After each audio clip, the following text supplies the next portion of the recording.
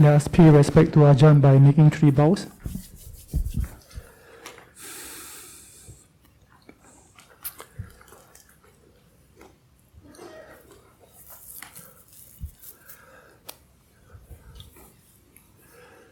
So please be comfortable.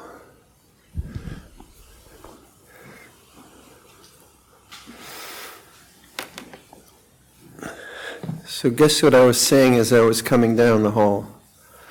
I love you, I've always loved you, I will always love you. It's a lovely line, isn't it? So the heart... Well, first of all, so people sometimes ask, what technique did Ajahn Chah teach? And really, if you think about life, is life a technique?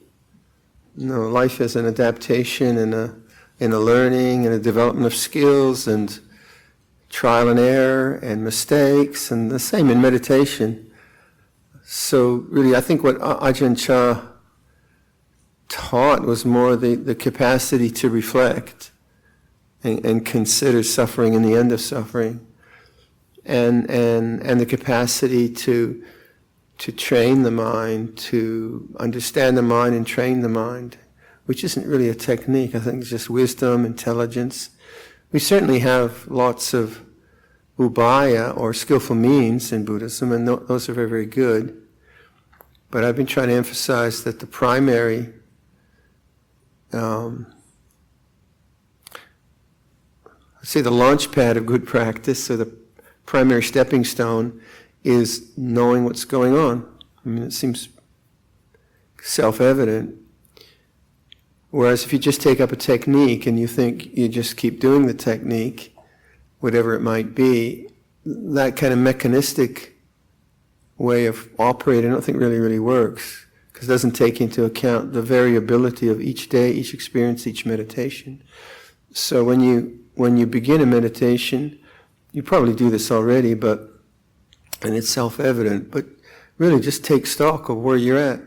How do I feel? I want to meditate, I don't want to meditate. So say in monastic life, like now, I enjoy meditation. The first few years it was tough going because I was very hot, or my mind was pretty undisciplined or untrained, or not very quiet. So then going to the meditation wasn't something I liked, and yet I was honorable, and I wanted to take the challenge of training my mind. So then I would, when I sat down, I'd try to really see, well, I'd rather not be doing this. I'd rather be doing something else. And if I'm aware of that, this is a feeling of not wanting to meditate, then I'm in the game. I know what's going on, and then I can adapt appropriately. One of the most difficult, I think, just watching people, the most difficult hindrance, I do think, is dullness. It's kind of common. Upstairs there's a monk's meditation room, and there's this 4-foot stick, flat stick, which I think in Japan they use more. And this is apparently this is a Rinzai school in the Chan tradition, and in Rinzai meditation in Japan, the meditators sit with their they sit facing the wall in the perimeter of the room, and then a monitor will come around, and if people are sleepy, the monitor will hit them on the shoulders and acupuncture points. And I've only been to one Rinzai meditation session, that was in Toronto, and you could hear the jigijitsu, the monitor going around, and then sometimes a meditator would ask by putting hands in Anjali, and then the monitor would place this, it's a 4-foot stick, on the shoulders of the practitioner, and then go whack, whack. We don't do that in Theravada, we just let you sleep. We're not so compassionate. But it was quite, you imagine, it was quite energizing. I didn't get hit, but the guy next to me did. Oh, okay. So, we just say, okay, she looks sleepy, let her sleep, kind of thing. But the way I've learned, like, that was a particular hindrance that came when I first visited my family. I'd been a monk for 4 years, and I hadn't been back in 7 years. And someone, just before I left Wat Nana Chat, someone said, you're nodding a lot. And I was very proud. I said, no, I'm not. But I was. And so the doubt came into my mind. And then what I did is at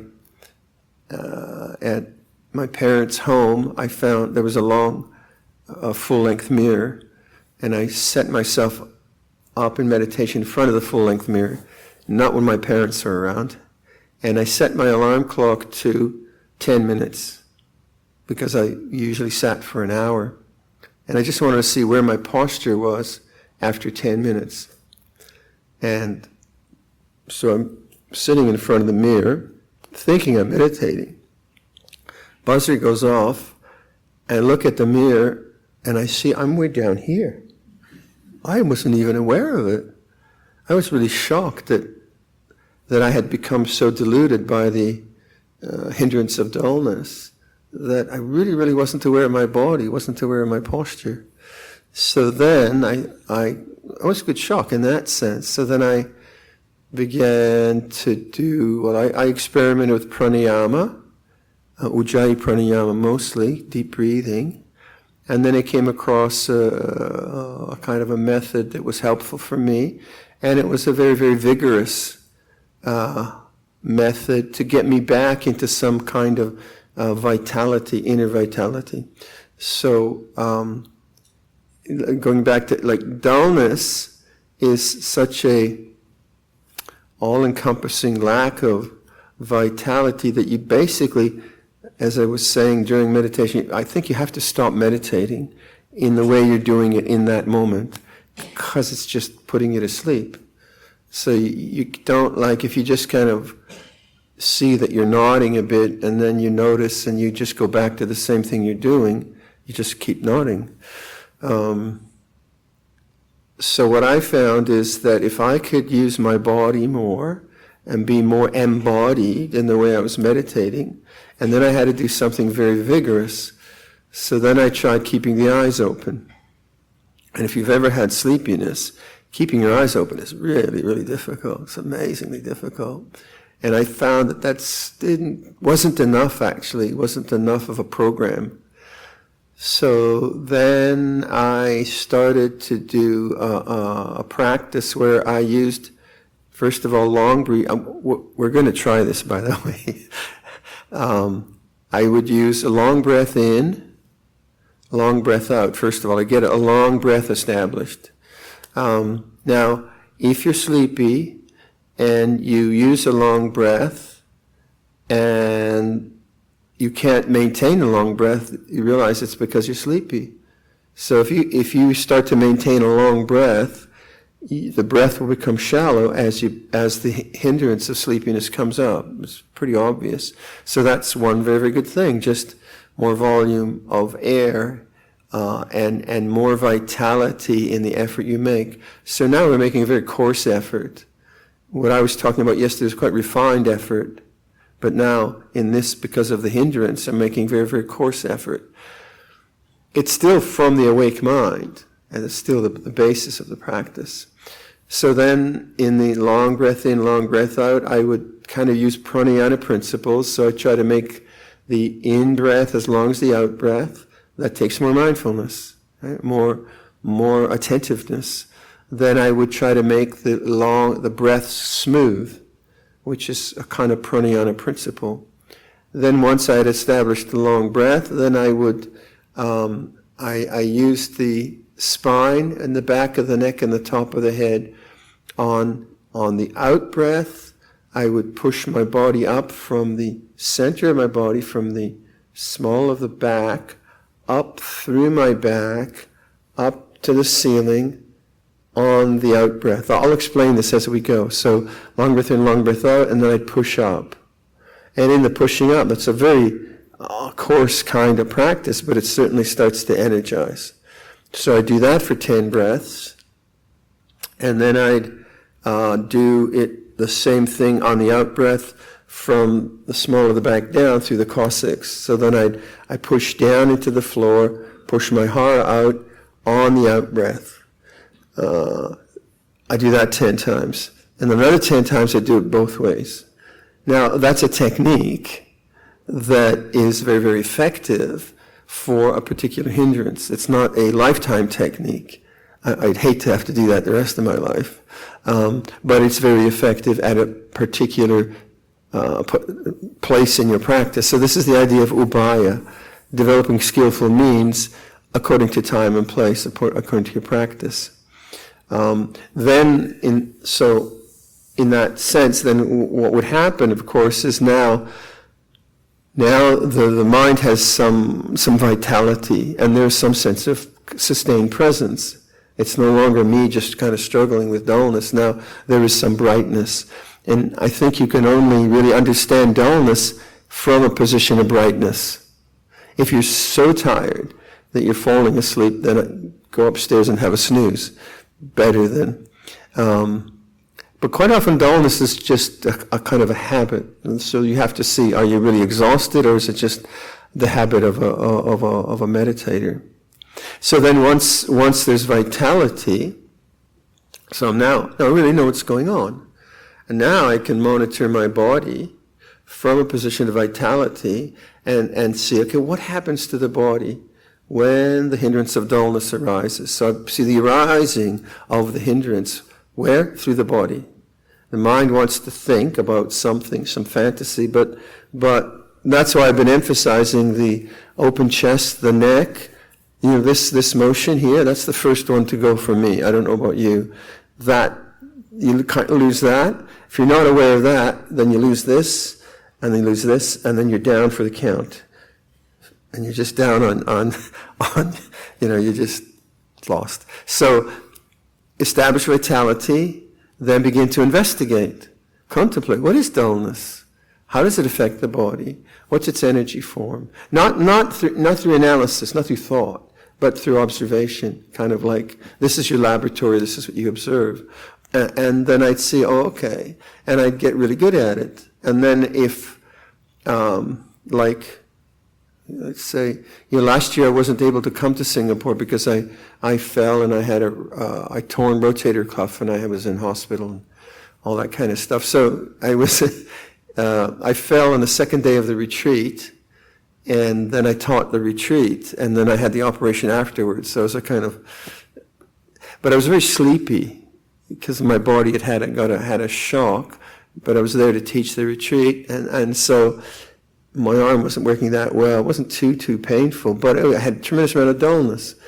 So, okay, this is it. Now, what am I going to do? I'm going to work with dullness. So most of the retreat was just working with dullness. And fortunately, I know how to do it. And fair enough. That's the hindrance. That's what I work with. I mean, I could have gone to sleep, but it was hard to sleep because my shoulder hurt. And it was actually quite helpful for people learning about dullness. So these kind of ubaya that we can develop become very kind of personal. They're like a toolkit, I suppose. You understand where your mind goes off into dullness or worry, and you become very good at both awakening to the fact that this is where the mind is now off balance, and you become very good at introducing balance in various kinds of ways of ubaya. So then I could see that in my own, like going back to dullness, in the rhythms of my body, dullness in a daily cycle usually comes around 10 in the morning. Strangely enough, no matter how much I sleep. So you start to understand your body, the body rhythms, and what you might do for that. I did find in the early years of monasticism, I would just try to push through sleepiness. So like in that Wapapong or Wat we did a lot of meditation. And so I tried to do sitting meditation after lunch, which is a disaster. And then I would just fight the dullness, like for hours. And that was hopeless. It was really hopeless. And I said, well, just have a snooze for for half an hour, say. And I do that, and then I feel refreshed again. So I just kept exploring this particular hindrance according to my own body, my own lifestyle, and I sort of figured, okay, this is the time I get sleepy. This is the time where rest is good. This is a time where I don't need to rest, so on and so forth. Now I'm older, I'm 76, so, rest cycles are different, and, keep learning about the kind of aging nature of the body and dullness and sleepiness as it comes. So how about that? Shall we just try this? If you're not sleepy, still give it a go, and maybe it'll put you to sleep, I'm not sure. Just so you get a sense of how to work with that defilement, it might be helpful.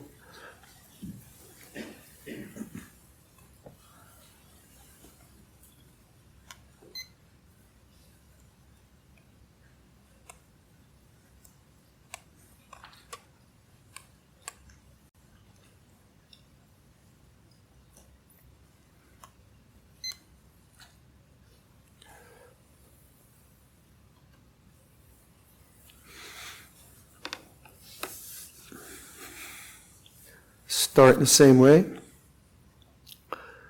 Set up the posture. Bring attention away from thinking into the body. Whole body awareness. Body feels this way now. And the idea I was presenting yesterday about letting the body become conscious. Just whatever sensations or pressures or pains in the body, let them come up into consciousness. So you're establishing this kind of witnessing, conscious aware practice, knowing the way things are. It's like this. Go to the silence of knowing. Let go of thinking. Let go of past and future.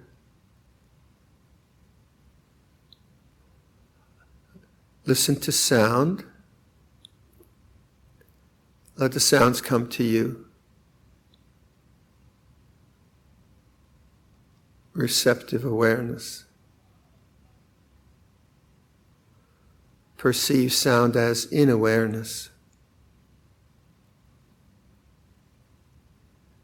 Notice the changing nature of sound.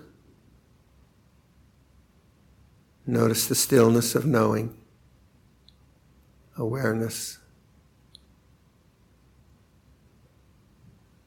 Feel your hands. Feel the tactile sensations in your hands. Let that become conscious.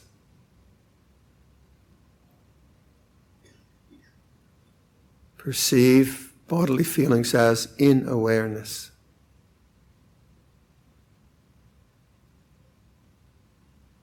Notice the changing nature of tactile feelings. Notice the stillness of awareness.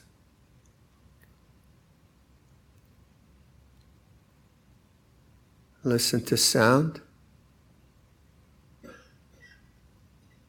Feel the body. Sound body change. Does awareness change? Be that awareness.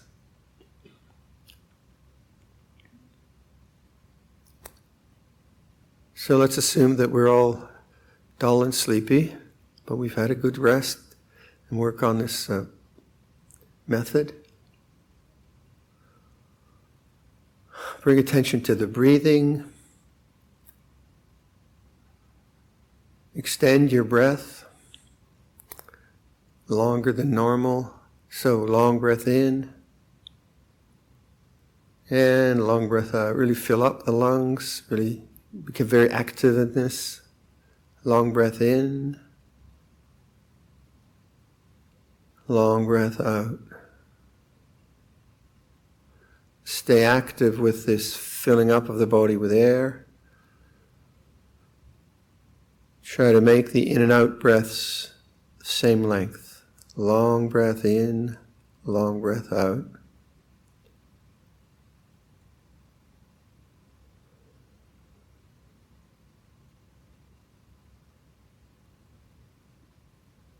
Make the long breaths in and out smooth.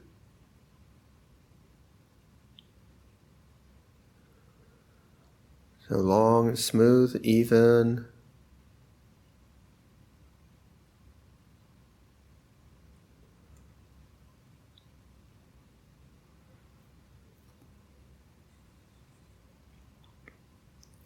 Now we'll stretch the upper part of the body. So on the out-breath, stretch from the base of the spine, up through the spine, through the back of the neck, and imagine that the head is being pulled up to the ceiling. So long breath in, long breath out, really stretch up, open your chest. So like I'm on a chair and I'll just kind of lean forward. Long breath in, long breath out, stretching up, open the chest. Feel the back of the neck, stretch to the ceiling. Enjoy the stretch. Long breath in. Again, long breath out, stretching from the base to the top. Stay with the stretch. And do that a few times. Obviously, if you got sleepy, you'd stop doing this. You'd forget to do this. Long breath in, long breath out, stretching up.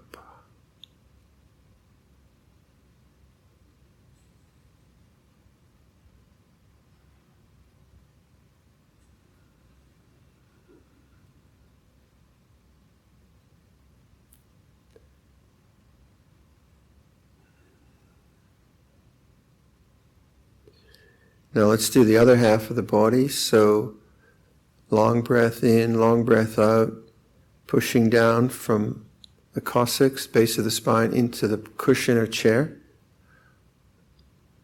And then pushing the hara forward, small of the back forward. So on the out breath, you're pushing down into the ground. Long breath in, long breath out, downwards. Hara, you're going out. Long breath in, long breath out, down.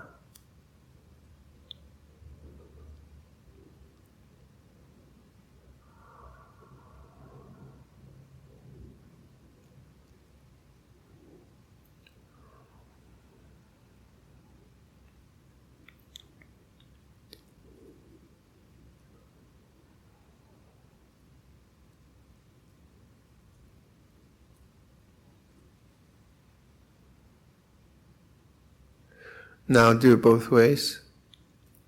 Long breath in, long breath out, stretch up and down. So you're really putting a lot of effort into the spine, pushing up, pulling up and pushing down.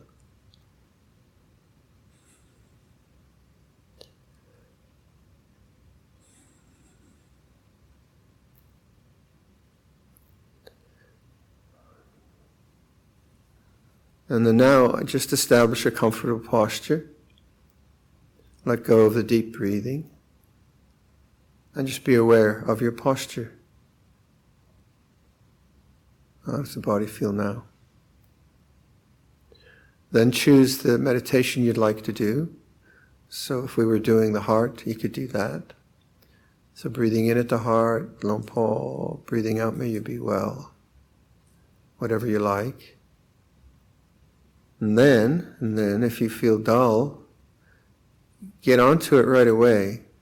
Don't kind of wait. Just notice that you're not able to keep your posture, and then get into this vitality right away. Get that going, and then inquire into the nature of dullness, how that affects your posture. So it's a learning and a training. But otherwise, just stay with something peaceful that calms your mind. So if we do the breath like this morning, breathing into the heart, may I be well. Breathing out, may you be well. Welcoming in, giving out. All right, let's play around with that, see what happens.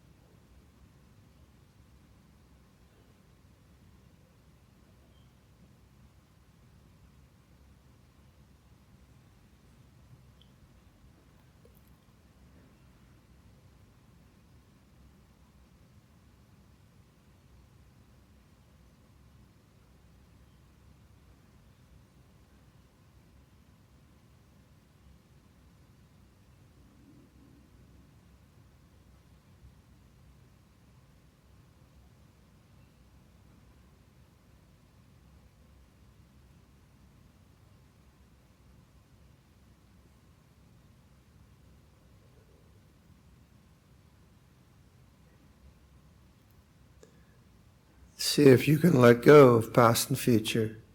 Just don't go there. Don't pick it up.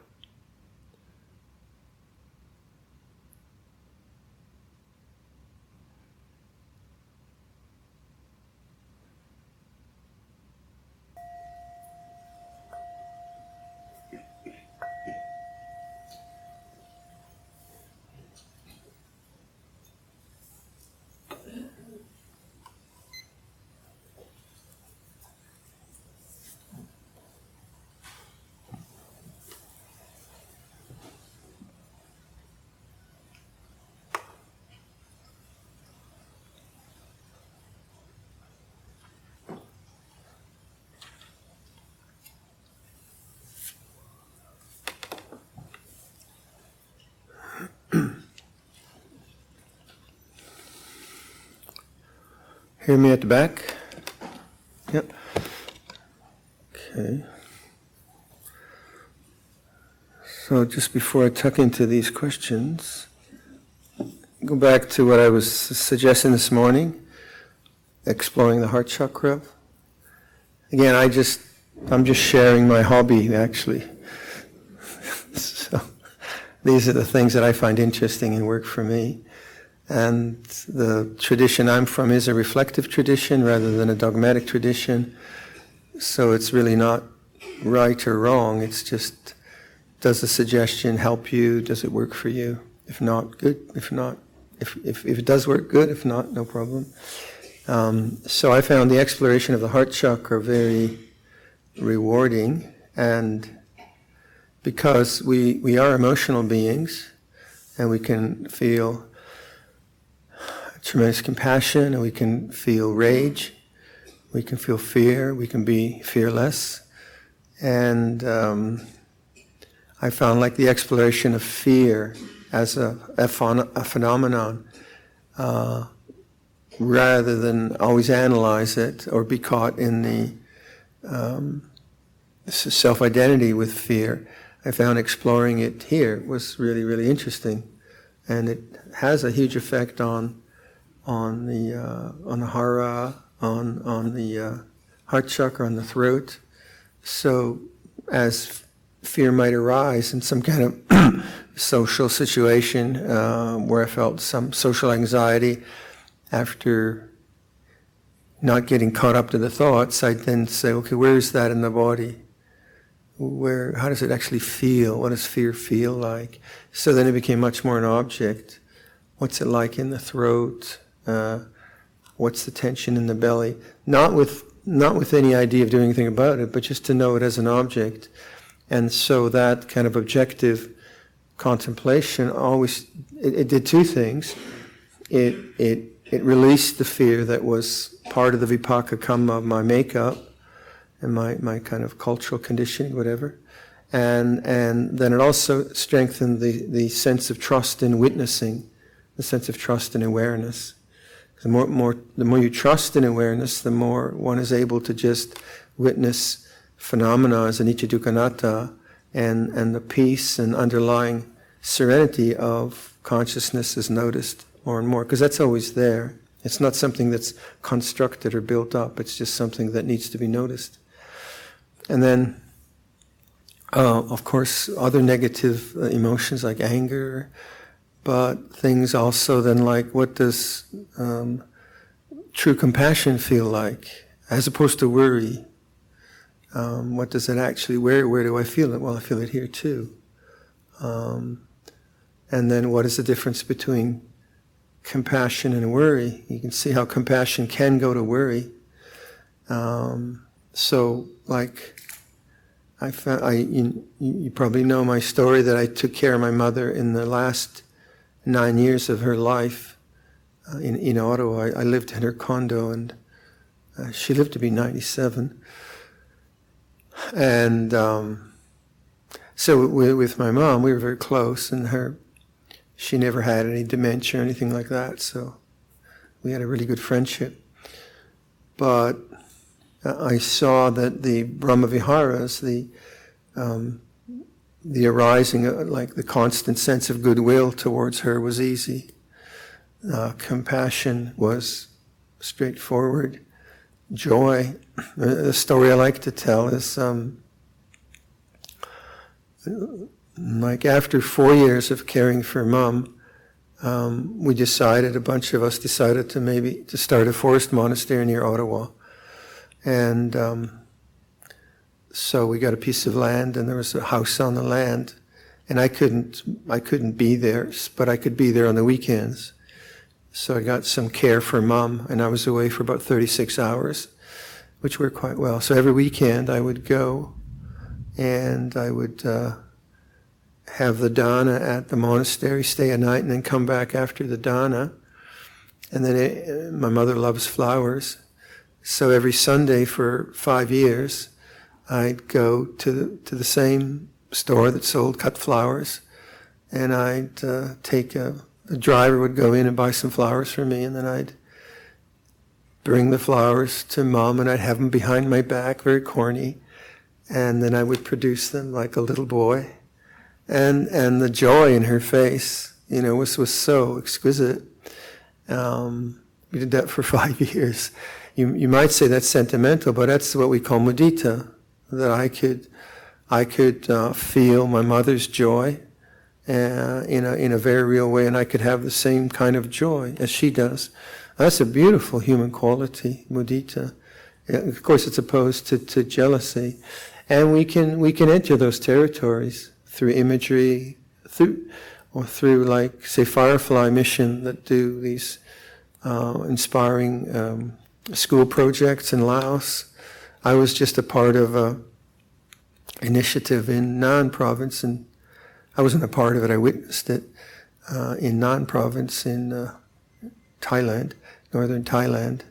And the organizers of my retreats there had organized a public health initiative that did 600 dental examinations, 1,100 eye examinations, and all manner of treatments for probably like 2,000 people over 8-hour period, one day.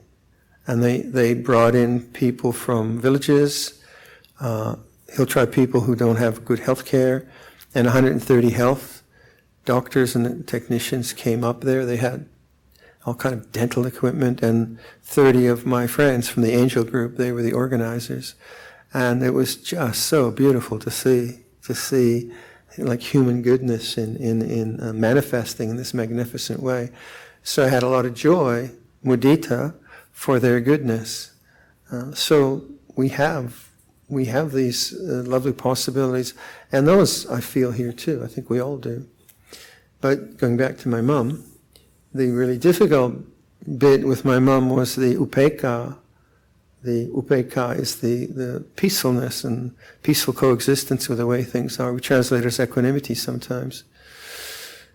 And the lesson for me was that, like mom was on some pretty serious painkillers.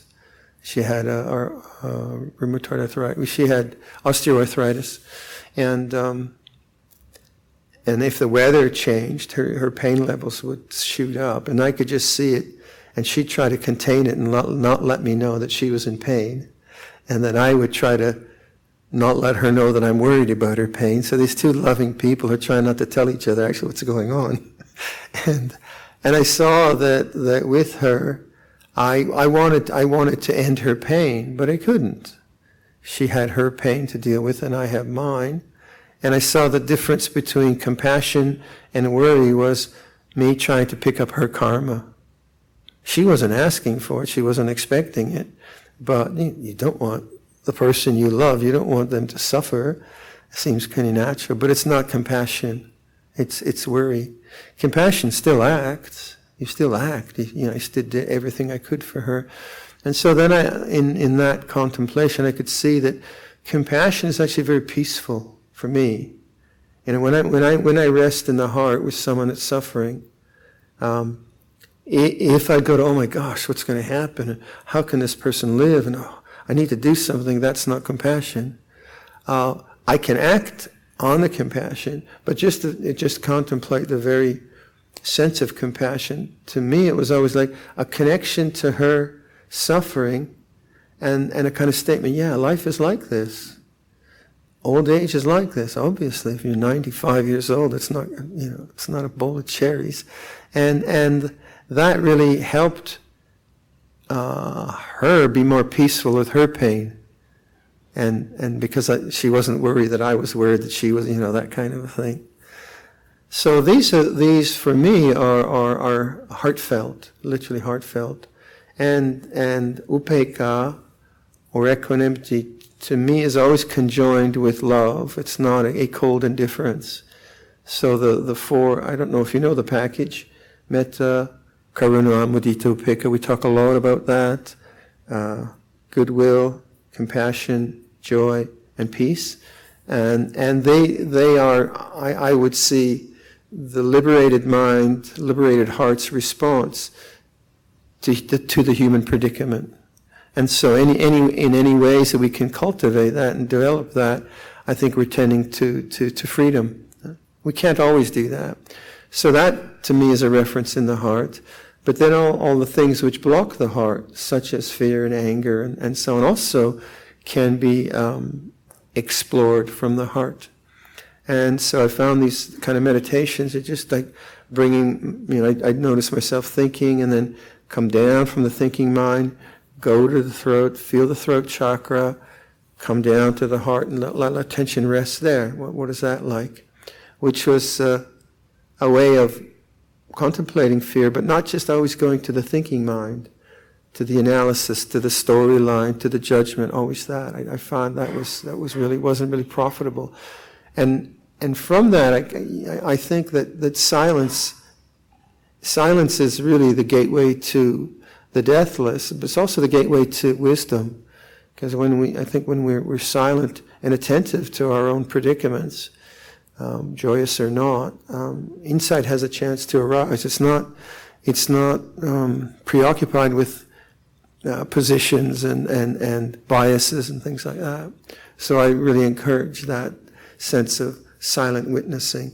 And that's not annihilating. We'd always like to be silent, obviously. We get so fed up with the thinking mind, right? But that silence has to be sort of remembered rather than forced. And the way I'm trying to suggest that is just listen to silence. So even though there's lightning, or no, that's called thunder, right? Even though there's thunder, there's still the silence of awareness. And that's what, to me, is the background. That's the way I talk. All right? Just to kind of review what I was trying to point to this morning.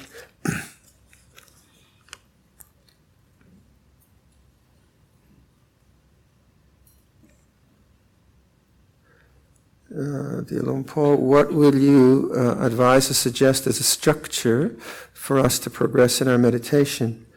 Besides sitting at home and going for retreats, is there a structure, a guide for us to use as a reference to deepen our practice? well, that's everyone's question, isn't it? How do I do this? Well, I can only reflect as a monk. And, I came to monastic life at I was 23, and I didn't even know how to meditate. I just had this strong urge to be a monk. It was culturally weird, really, for my culture. And but what I saw about monasticism, it was a structure that I could give up to. So it was no longer it was no longer a structure that was devised through my own desires or fears. And that gave me a chance to surrender. Oftentimes I didn't like it. Oftentimes I felt inadequate. Sometimes I liked it, now I love it. But the whole principle of having a social structure which I could give up to.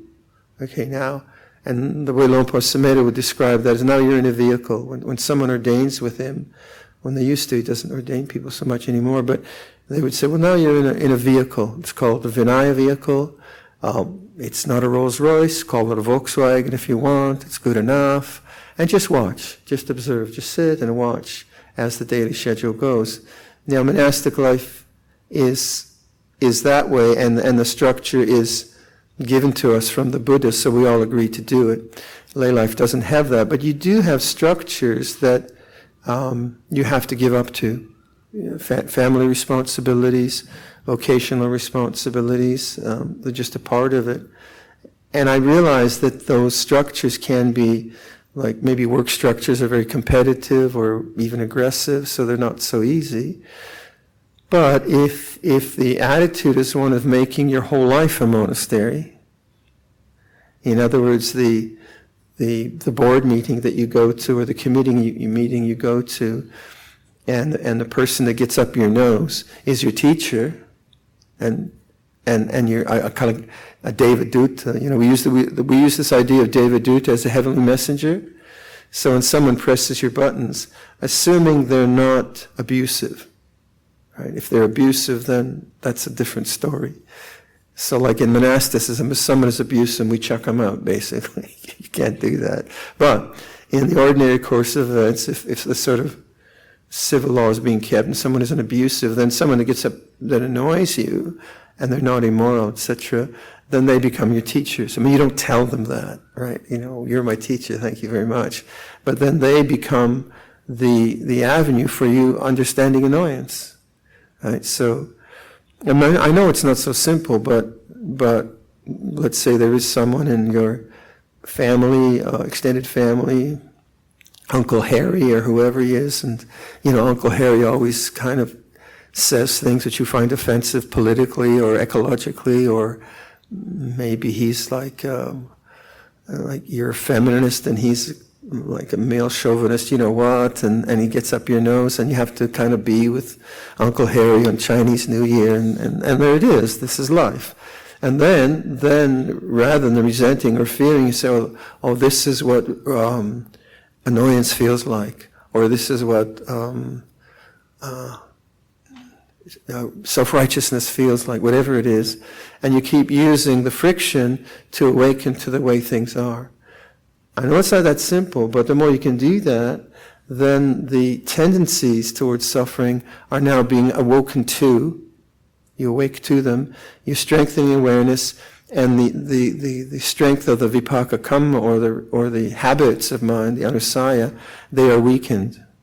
I know it's not that straightforward, but if that is an attitude that you try to bring into all the kind of structures of your life, then it's not. You do learn a lot, and we all do that. Otherwise, again, we'd be in psychiatric wards if we didn't know how to do this. This is just enhancing it and seeing. So, like I found in monastic life, if I was in a big monastery and there was one particular person that somehow the vibe was for me not working, and I get, there's some negativity, then I said, well, okay, that's a really good opportunity because I'm seeing it all the time. A one-off experience of being insulted on the MRA, what do you do? On the subway. What do you call it? MRT, MRI is something else, right? So, so someone insults you on the MRT, and you kind of survive it. That's just a one-off. But things which are repetitive, things which bring forth social anxiety maybe, or things which bring forth a kind of annoyance, they can be very instructive because, you can see it again. You can see how it's operating. You can see how the sense of self gets embedded in that, how you create thought. And it becomes really, it can be quite edifying in that way. But then to the person's question about structures, I think the person already mentions that morning meditation, regular meditations and retreats are very important. I think morning meditation is the real key to developing a good lay practice or monastic practice. Because if you can wake up before the household and do a good hour's meditation, try to make it a good period of time, then your mind is now, first of all, it's imbued with the attitudes of awareness. And that's obviously going to carry through to some extent. Also, I think what happens is any kind of materials that's coming up from conflicts you're having or personal self-doubts, they tend to come up, and you see them as patterns. So you're kind of, okay, that's where my mind is going. My mind's going towards worry about whatever, or resentment. And you got to say, that's the mood of the mind, that's what's happening, rather than just being in the narrative all the time, in the story. And sometimes morning meditations are also, you liberate some of that stuff, don't you? You feel the conflicts from yesterday are coming up now. That's good. That's like purification. It's coming through your mind. But you have to give it a good chunk of time. Like if you do morning meditation for 5 minutes, that's pathetic. Sorry, I'm a monk. So people say, I meditate every morning. You say, well, how much? 5 minutes. Sadhu. So, so like some serious investment in the training is good. Having said that, like Qigong is good, Hatha Yoga, these things are good. Some way where the kind of the busyness of the thinking process, the kind of compulsions of the things that draw us in society, somehow stopping all that, slowing that down.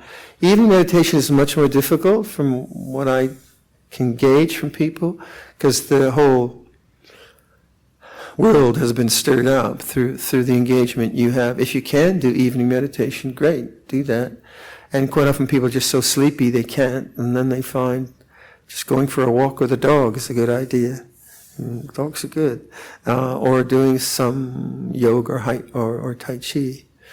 But I think if you're sincere and you're taking responsibility for your own mind, you're always going to be learning. You won't always be happy, but you're always learning, because you're observing your intentions, your inner world. So this capacity of inner witnessing, as opposed just to the externalities of our narratives, just the inner witnessing, that becomes stronger and stronger.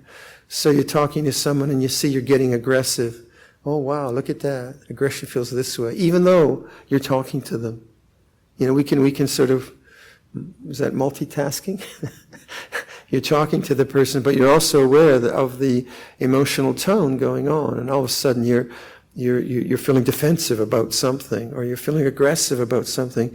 You notice that as a tension, and you kind of back off. You get better and better at that, and that's just the skill of the contemplative, the skill of the awakened mind.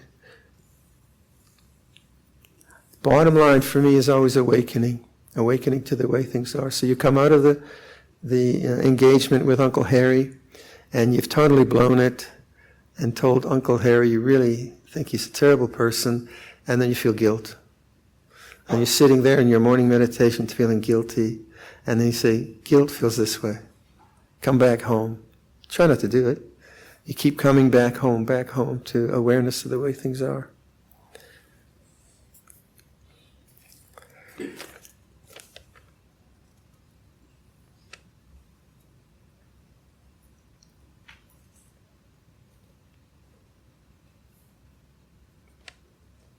So someone has a friend in Canada that is looking for a Dhamma support group. If you would just look up our website and send us an email, mention that you were on this retreat and mention that I said contact us, and then I can give you a contact address.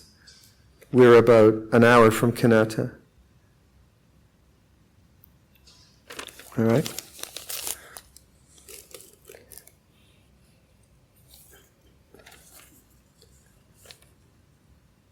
Oh, this is the painful one. How do I deal with hurt and betrayal by my loved one? That's the most awful, isn't it? That's just so painful. Well, don't shoot them. Panatipata, like keep the precept. Right?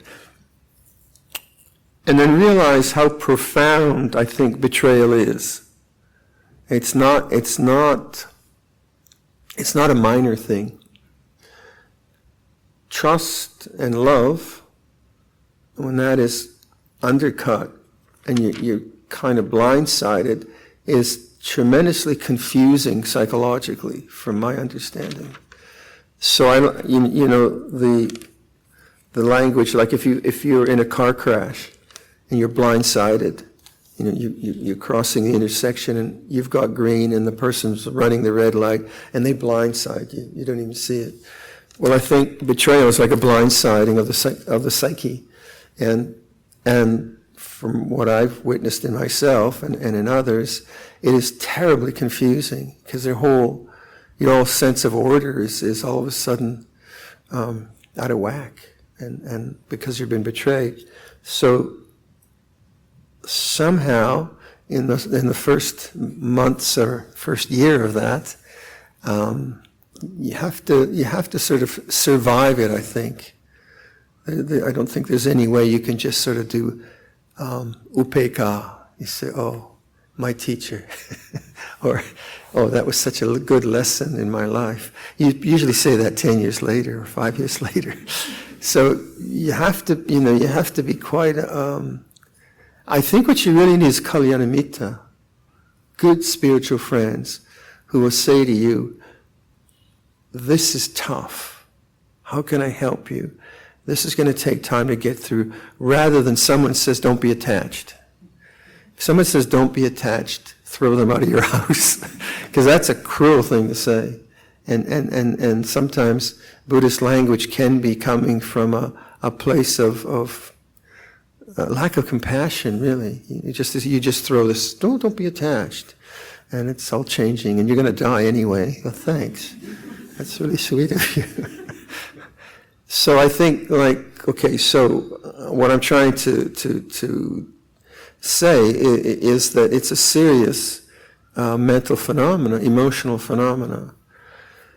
So kalyanamitta, spiritual friends, counselors, kind of get you through, I think, the need to probably vent and to just talk about it, get it out of your mind, get it. Now, if you are counseling someone who's been betrayed, realize that counseling, if I'm not a professional counselor, but I talk a lot, if you can draw out a story from someone who talks about their trauma or their betrayal, then they have to become more objective. Not necessarily. They might just vent and get lost in it. But if they're a Dharma practitioner and you ask them to describe their bodily feelings and the narratives that are going through their mind, they have to kind of step back and objectively give it to you in language. And that actually helps people be more mindful. If they're venting and just dumping, then of course that's a different case. And sometimes that's necessary too. So in then starting to deal with this, there'll be the strong sense of confusion, disorientation. Then there'll be the desire for revenge, maybe. Then there'll be self-disparagement. There's all kinds of interesting things that can happen. And I think if you've developed some body awareness, some anapanasati, some sense of the heart chakra, then you can say, wow, this is really heavy. Where is it in my body? Or this is really difficult. What does the end of my out-breath feel? If you try to suppress the emotions of betrayal with breathing, then it won't work. That's a disaster. But if you explore heavy emotions through bodily feelings, like the end of the out-breath is a very relaxing place in the breath cycle. So something like, this horrible sense of being betrayed would really probably tighten up your breathing. So maybe you'd investigate the end of the out-breath, or what the heart chakra feels like. Now, when we're hurt, or when we hurt others, the pain of the hurt, I'm just talking from my experience, right? And it seems to me the pain of the hurt can be felt here, whether I betray someone or someone betrays me. But to stay there is terribly difficult because it is so painful. So my sense of it is what happens is we go into thinking. And the thinking is less painful than the heart. And the thinking can then be revenge thinking, or if I betrayed someone, it can be self-disparagement thinking. But that thinking process is one step removed from the way things really are here. And it's rather like I look at the carnations, and I can say they're red carnations, and I can say, are they real or not real, or they're cool or they're not cool. But actually the visual perception is before thought. And it is like that. It's just like that, okay? Apply that to an emotion like betrayal, it's harder to do, because the mind goes into description or analysis or judgment. It goes off into thought. So if one has developed a way of witnessing emotions before thinking, before creating a sense of self, then you've got a practice that can engage. I mean, I hope it never happens to you. But if it comes, then you've got a way of, oh, this is thinking, where's the emotion? Again, it's hard to do. So then like in the kind of evolution or the process of healing, betrayal, then first of all, I think you just have to be incredibly patient. And then when if self-disparagement comes up, then be very careful of that. And just kind of say, may I be free from suffering. If one was at fault, okay, you have to kind of own up to it. But usually these things are blindsided. And then as I think what happens is after a while, the thinking mind just gets caught in the narrative. It's no longer the kind of emotional power of the initial betrayal, and then it becomes a habit. And then there's a point where you say, don't go there. Don't go there. You don't have to go there. You can't say that immediately. I don't think so. Immediately, just the mind is so confused. But you can at some point, at witnessing it, say, don't go there. And at some point, forgiveness comes, because you don't want to hold on to that. It's too negative.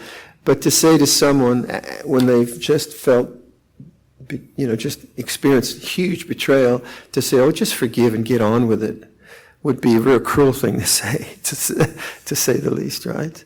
So then forgiveness would be a territory which eventually you'd want to enter into. You might say, oh, I think I forgive. No, I don't. And your mind might want to go there. And someone will suggest, well, just do a forgiveness practice. I forgive you. I hate you. Okay, not quite time yet. Hatred feels like this. It feels like this. So you want to be careful of idealism. The ideal is you get betrayed, you endure it for 2 weeks, and then you go to forgiveness, and your heart is open again. Good luck. Reality is not that way. So be careful of idealism. But in some, as the intensity of those things wears down, then you see, the mind's just now in a habit. It's a habit of thinking the narrative of the betrayal, and then don't go there. Don't go to that sanya, don't go to that perception. Then forgiveness does naturally, I think, begin to manifest, because no one wants to carry this stuff around. It's not fun. But then the forgiveness also can be interrupted, say. So let's say this is 10 years down the road, and you're at a function, and someone has met your ex who betrayed you and thinks that they're the greatest person in the world. And they come up to you and they say, you know, your ex, fabulous person, and you want to kill the guy. You don't know what he did this to me. And the whole thing comes up again. And that's memory. Memory is memory. And memory is not just narrative, it's emotion too. So you think you've worked this through, and then all of a sudden this button gets pressed, and you walk away, wow, look at that. Don't worry about it. It's not you. It's just the conditioned mind, right? And start again. Oh, feels like this. So sometimes these triggers get, and you think, oh, I can't practice anymore. I can't do the Don't believe it. It's just stuff. It's painful. It's not just stuff. It's painful stuff. But you are the witness. You are not that. You are not those emotions. You're not all of that. So it is a very, very troubling psychological confusion, betrayal, and it can lead to a lot of either self-hatred or hatred of others. But if your practice is to try to find the transcendent and say, okay, this is what I have to witness. If I can witness betrayal, this is the way it feels, this is the way they get a lot of strength from that. Yeah?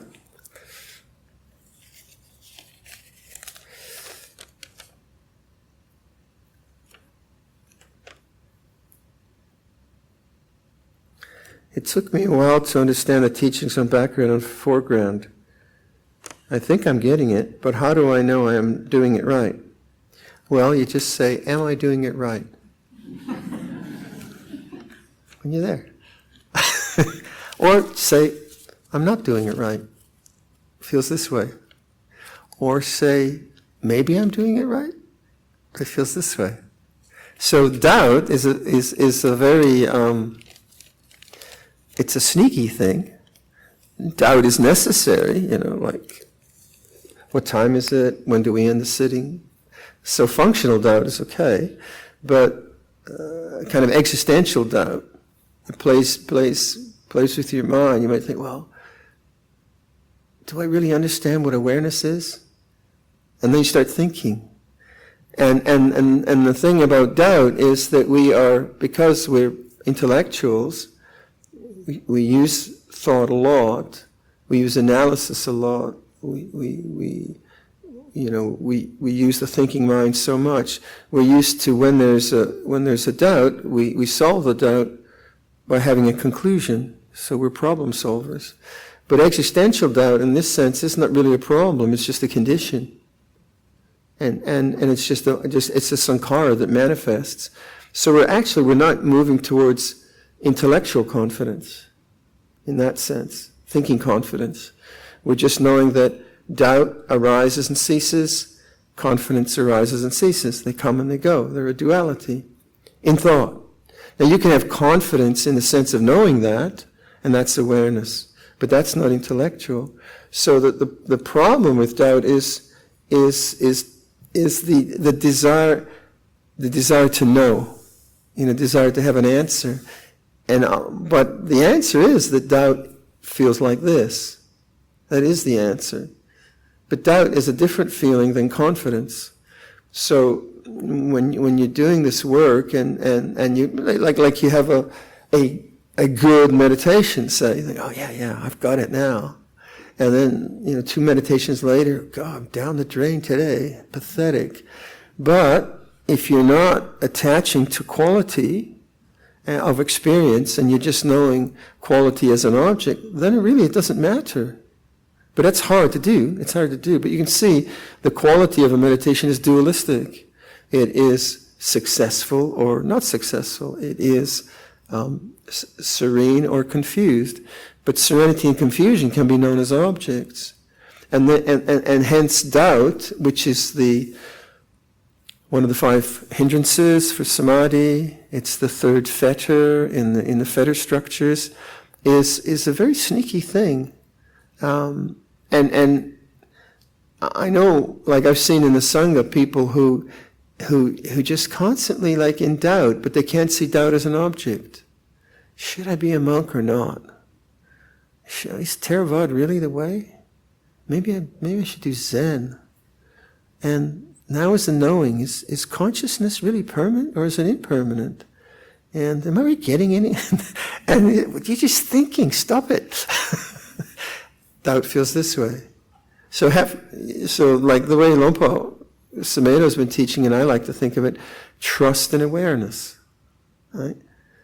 You have to trust in thought where thought is applicable. So in your workplace and in your responsibilities, sure, we trust in our powers of analysis and deduction and such like.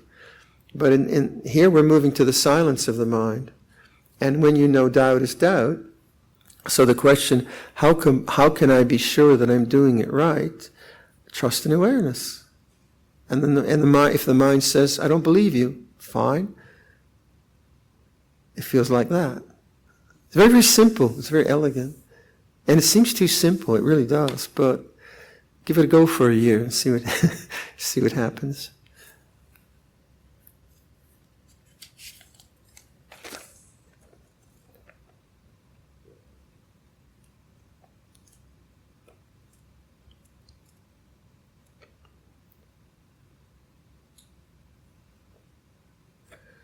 So this is what we all experience in practicing what you taught earlier. It's like this.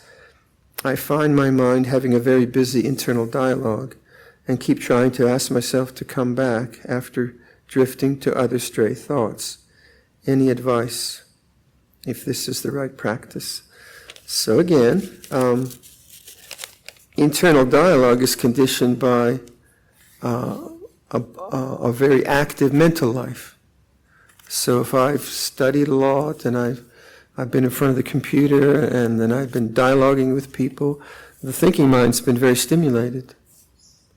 If you're on a beach for a couple of weeks, the thinking mind probably not so stimulated. So there's that. So there's a natural momentum in the thinking mind from our work life, and we have to accept that. So what I suggested earlier was, can you notice the end of a thought? And you can, because when you are thinking, something will interrupt your thinking. Usually it's sound or pain. Usually it's pain because it's pretty quiet here.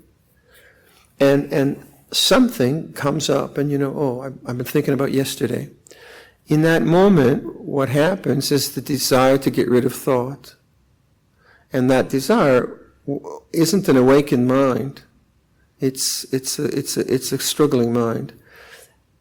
So, suggestion is that make an intention as you start the meditation that when you notice thinking, you'll just say thank you rather than oh no.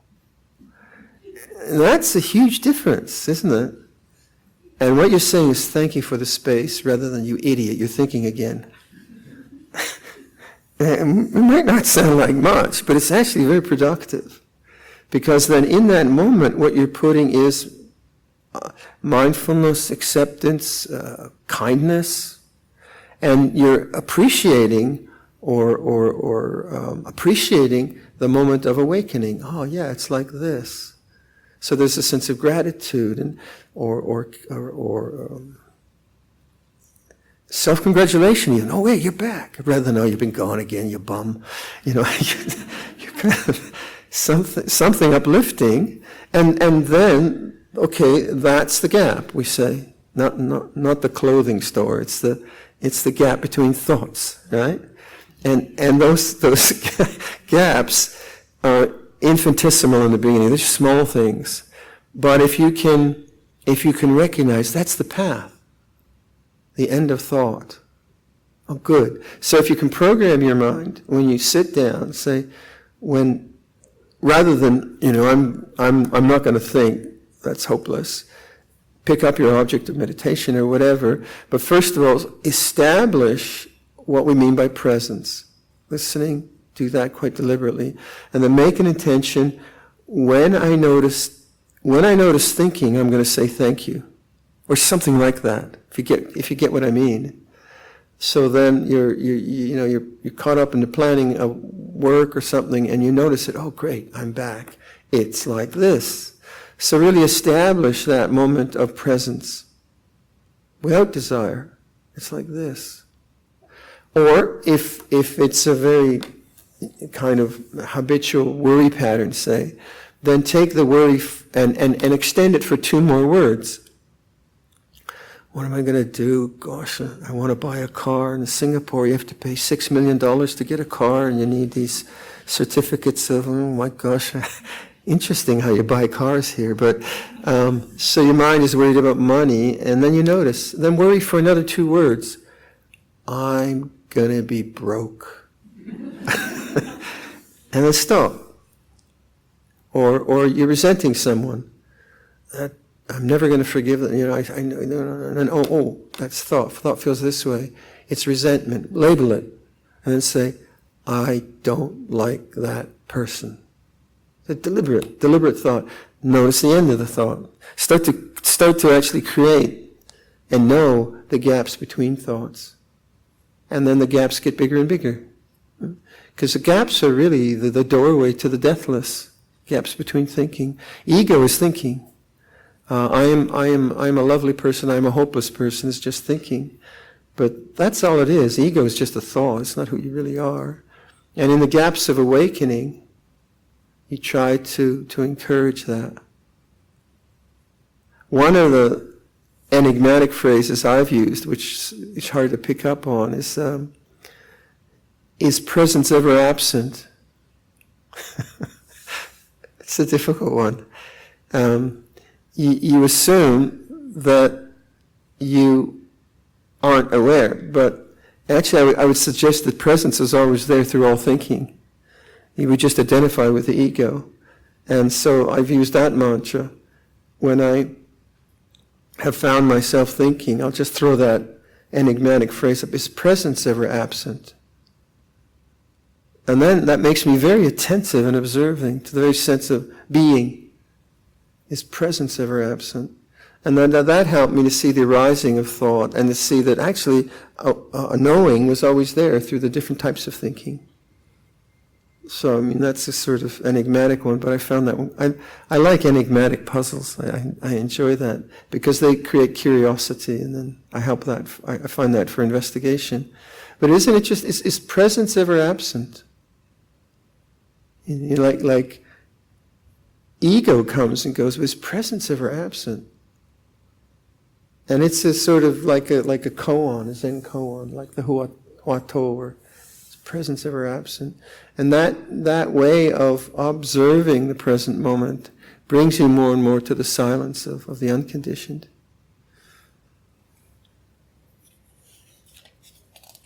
We were going to do bumper stickers with that one. T-shirts, is presence ever absent? Is sitting without cushion or without propping the bum up, is that the gold standard for meditation? No. There is no gold standard for meditation. This person's probably under 50. The gold standard in my age is like, can you get through the hour without pain?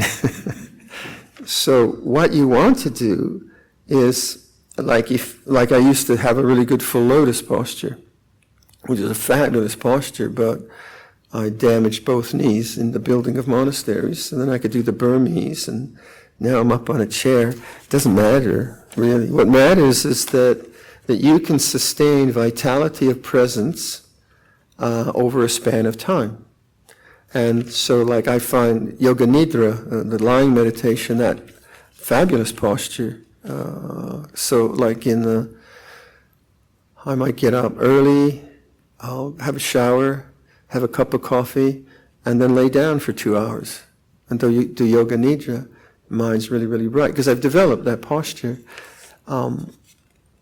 Is that the gold standard? Well, the monks used to think, oh God, the old man, he says he's meditating, he's just lying down again. But then I said, well, you try it. You see if you can do it. And then they came to me, wow, that's really difficult. So if you make the gold standards, actually, how can the mind remain awake to the way things are for spans of time? What postures would work for you? Then maybe like standing, like Ajahn Sucitto teaches Qigong. I've never done that. Standing, sitting, lying, walking, whatever. That's really what's important. And then don't hurt yourself. Like a lot of my peers, when we were young monks, really pushed their bodies to extremes. And it was just too much willpower, not enough wisdom. So don't hurt yourself. But be able to look at pain and discomfort as an object. There's a learning there, but not in a way it's just willful. So with the working with pain, there's a difference between waking to this, oh, pain feels this way, and saying, oh God, another 15 minutes, I just got to hang in, just don't move, don't move. That's not mindfulness. And you won't want to meditate much. But if you say, okay, there is discomfort, and discomfort feels this way, and then you use that as an object and you watch desire, you can learn a lot. But then you have to move, you move. So it's not like a kind of a blind determination. It seems that I need to prop the bum up to be able to sit with my back straight. That's what cushions are for. So again, I think the principle is having your hips higher than your knees. So like with this chair, it's pretty high, but I would probably, if I was using it a lot, I'd bring it up maybe 2 inches, and then my hips would be higher. So that obviously pushes you forward, and there's less stress on the small of the back. Like if you sit cross-legged on your bed, and your bottom goes into the bed, you know how difficult that is to hold yourself up. So it's the same thing. You get a bit of a tilt. That's why we use zafus and things like that. You still with me?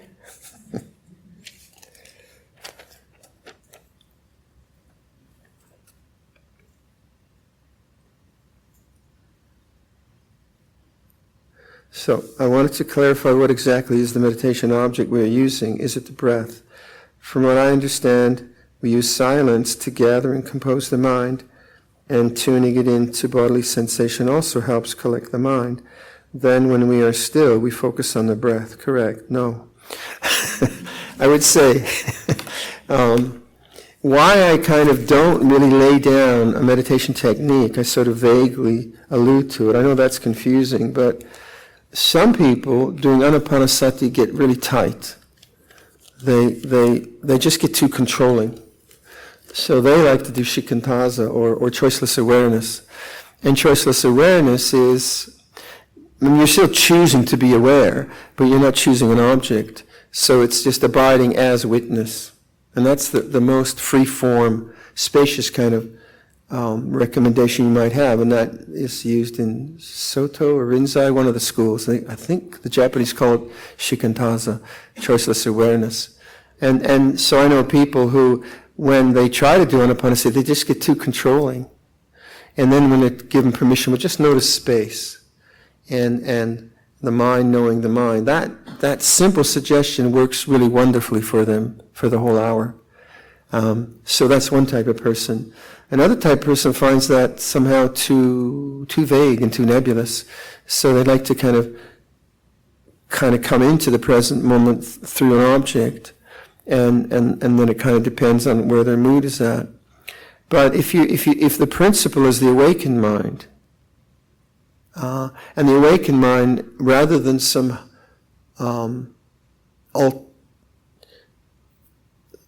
exalted sense of samadhi which you've been told you should get, and if you're looking for some exalted sense of samadhi, and you've been educated to get that, then okay, you can do that. I'm not suggesting that. I'm suggesting that the awake mind is sufficient, and that if you can trust in that, then that opens you to the deep silence of the deathless. That's my suggestion. So, does the meditation serve that? In other words, does the type of meditation you do serve that awakened mind for spans of time? It might be the breath, it might be choiceless awareness, it might be metta bhavana, it might be different things at different times.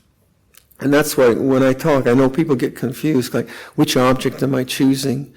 But what that model of foreground background is trying to point to is that the resting place is the background, is awareness, and that the objects can be skillful means to remember the background. I know that's a bit nebulous, but that's the way I find helpful. So for this person, I would say just experiment. Just try. If you're attracted to the breath, fine. But are you trying to get something more than the simplicity of awareness? Is there something more you're trying to manufacture, get? And then the capacity or the intelligence to know that you're feeling really cynical, and to give the heart some loving kindness would be a good thing. Or you're feeling really, really restless, and now's the time just to say peace. Don't do nothing, don't go anywhere, nothing to do. Or you're feeling dull and sleepy, you say, come on, put some energy in. These all depend on time and place in different situations. Okay? I got a pile of questions here. I'm running behind my homework. Anyway, we've come almost to 5 o'clock, so could we perhaps end with the Buddha's words on loving kindness? I think it was 36.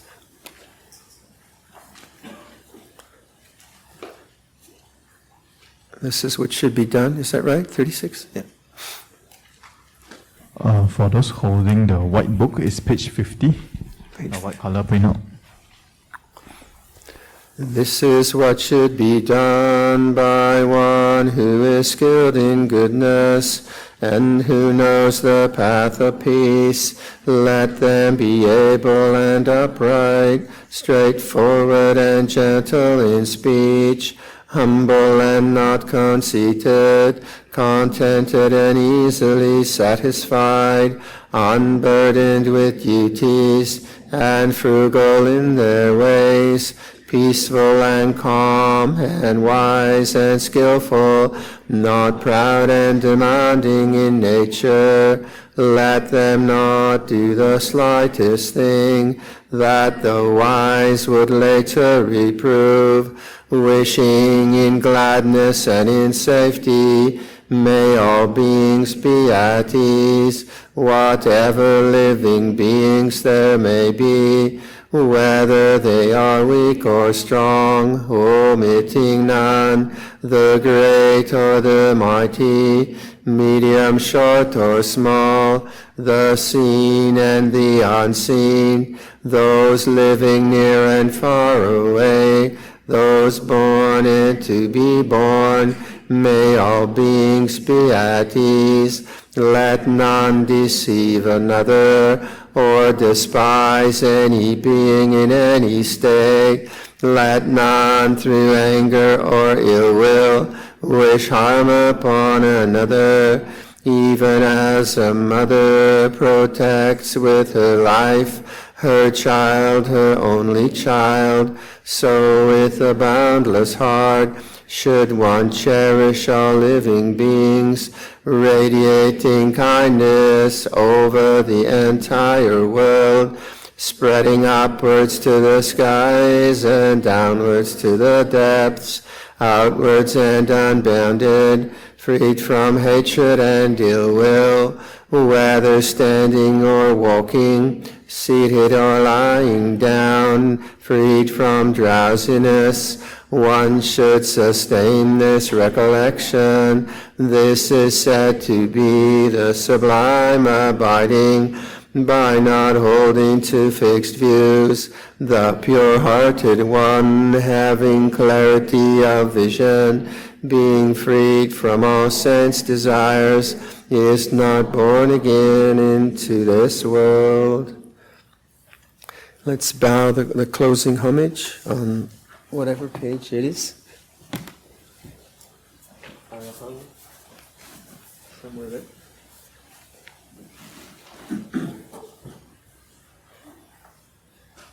Arahang Samma Sambuddho Bhagava Buddhaṃ Bhagavantaṃ Abhivademi Sawakata ตัวปะกวาตาธัมโมธัมมังนามัสสามิสุปฏิปันโนภะคะวะโตสาวกสังโฆสังฆังนามามิ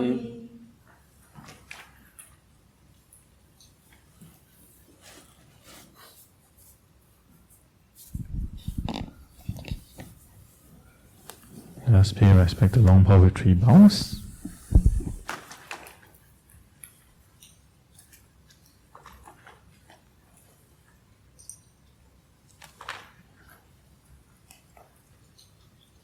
Okay, see you tomorrow. Let us be in attention as Luang Por takes his leave.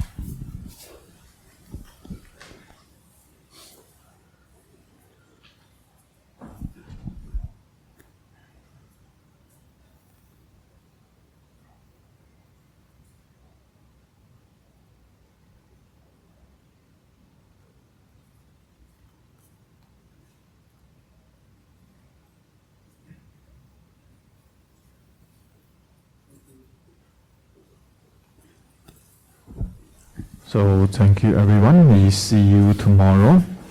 As usual, please remember to bring your text along and take the attendance in the morning when you come in. Thank you.